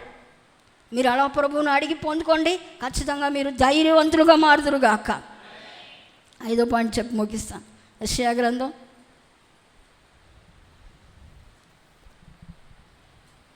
2వ అధ్యాయం 10వ వచనం. యెహోవా భీకర సన్నిధియు ఆయన ప్రభావ మహాత్యము నుండి బండబేటల్లోనికి దూరుము, మంటిలో దాగి ఉండుము. చాలు. 5వదిగా మంటిలో దాగి ఉండాలి. మనం దేంతో చేయబడ్డామండి? మట్టితో చేయబడ్డాం. అసలు ఎందుకు పనికిరాని మట్టికి కాళ్ళ కిందే ఉంటుంది ఆ మట్టి ఎప్పుడు. కానీ దేవుడు మహాకృప, ఆ మట్టిలోంచి ఆయన జీవాన్ని పెట్టి మనలోనికి జీవాత్మను దేవుడు పంపిస్తే మనం మనుషులుగా మారం. అయితే ఈ మట్టిని ధరించుకునే దీని అనుభవం ఏంటంటే తగ్గింపు జీవితం. మట్టిలో దాగి ఉండడం అంటే ఒక తగ్గింపు జీవితం. ఈ మట్టితో చేయబడిన మనం మన జీవితంలో అతిశయించడానికి ఏమైనా ఉందా? ఏమండి, మట్టి అతిశయిస్తుందా? నీళ్ళు వేస్తే కరిగిపోతుంది, మురికైపోతుంది, కాళ్ళ కింద వేస్తే చొక్కబడుతూ ఉంటుంది. నువ్వు అది ఎంత చేసినా కూడా దానికి, ఆ మట్టికి విలువ లేదు. ఈ మట్టి శరీరాన్ని చూసుకొని చాలామంది గర్విస్తూ ఉంటారు. దేవుని వాక్యం అంటుంది, నువ్వు మట్టితో చేయబడ్డావు, అతిశయించడానికి మన యందు ఏమీ లేదు. ఏమున్నా ఏమి ఇచ్చినా ఆయనవి. కానీ మనం అతిశయించడానికి ఏమీ లేదంట మా యందు. అందుకని ఒక భక్తుడు అంటాడు కదా, ఏమీ లేదయ్యా నా యందు అతిశయించడానికి అని. మనం కూడా అలాగూ మాట్లాడాలి, కానీ ఎప్పుడు మనకున్న స్థితిని బట్టి ఎప్పుడు గర్వించకూడదు. చూడండి, ఆదికాండం 18వ అధ్యాయం 27వ వచనం.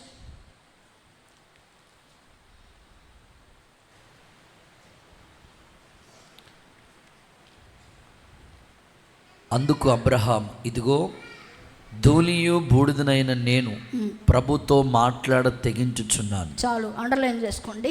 అబ్రహాం చెప్తా ఉన్నాడు దేవునితో, ఇదిగో ధూళిని నీతో మాట్లాడుతూ ఉన్నాను, బూడిదనయ్యా, నేను ధూళినయ్యా, మట్టినయ్యా, నా ఎందు ఏం లేదయ్యా ఆశ్రయించడానికి, ఒక్కసారి నీతో మాట్లాడుతున్నాయని అయ్యా అని చెప్పి ప్రభువుని బతిమాలుకుంటూ ఉన్నాడు.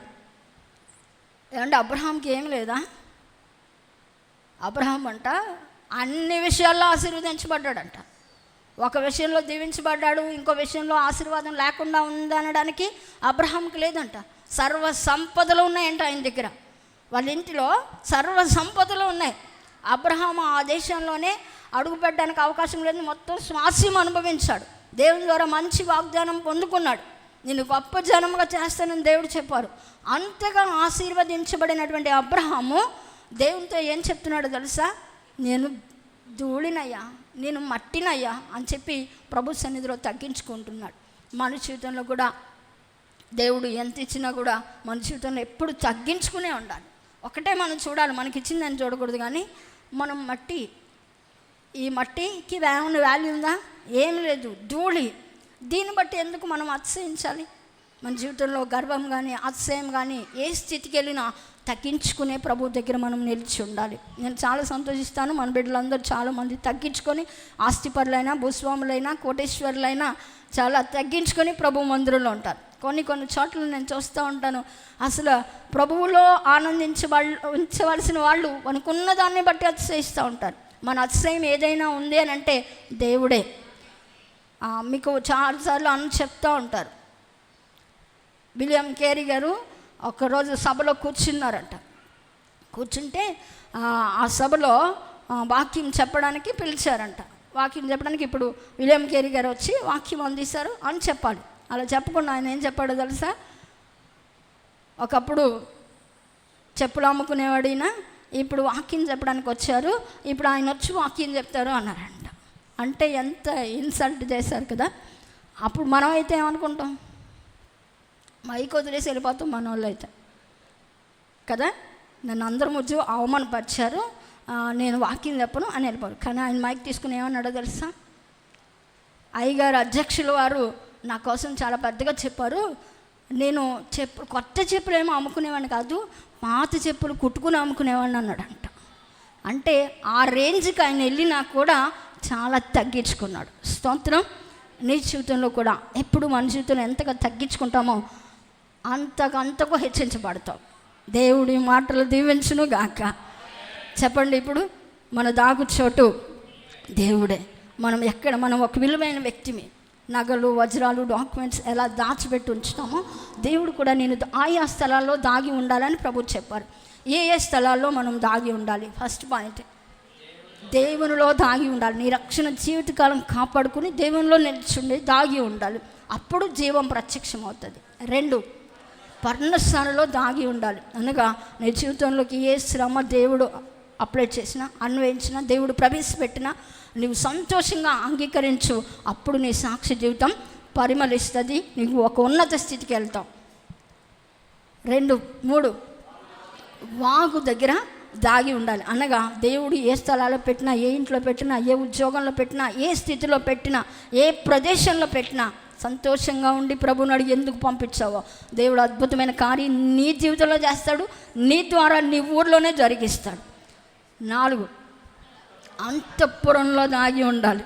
అనగా ప్రార్థనా జీవితం. వ్యక్తిగతంగా మీకు ఉపవాస ప్రార్థన ఉంటే మీ జీవితాల్లో ఎంత సమస్య వచ్చినా, శత్రువు వచ్చినా ధైర్యంగా నిలబడగలుగుతారు. జీవితం కూర్చిన ఆ చింత నీ జీవితంలో ఉండదు. నీతో దేవుడు మాట్లాడేసి ఒక వాగ్దానం నువ్వు దేవుని దగ్గర పొందుకుంటే హ్యాపీగా నీ జీవితాన్ని కొనసాగించుకోగలుగుతావు. 5, మంటిలో దాగి ఉండాలి. అనగా ఒక తగ్గింపు జీవితం నీకు ఉంటే రాబో తరంలో నువ్వు ఆశీర్వదించబడతావు, హెచ్చించబడతావు. దేవుడు ఈ వెనుకడిలో మన ఈ వాక్య లేఖనాలు ఫలభరితంగా మార్చును గాక.